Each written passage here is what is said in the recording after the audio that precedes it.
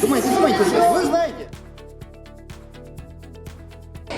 1 сентября у нас проходит очень организованно, очень весело. Ребята все очень активные, дружные. И все, мне кажется, очень довольны.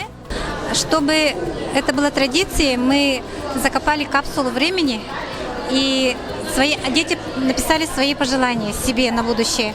И через год они будут его открывать, и уже посмотрим, исполнилось оно или нет. Всех ждем в следующем году.